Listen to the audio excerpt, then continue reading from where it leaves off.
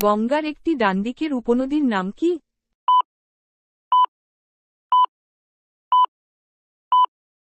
সঠিক উত্তরটি হল অপশন বি শোন। জাকার্তা কোন দেশের রাজধানী?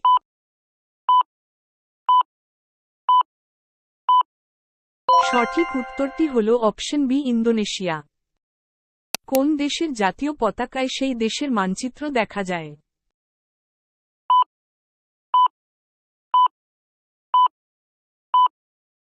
সঠিক উত্তরটি হল অপশন ডি সাইপ্রাস।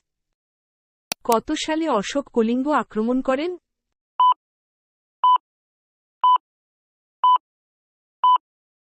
সঠিক উত্তরটি হল অপশন এ 261 খ্রি.পূ। গান্ধী সাগর অভয়ারণ্য কোন রাজ্যে অবস্থিত?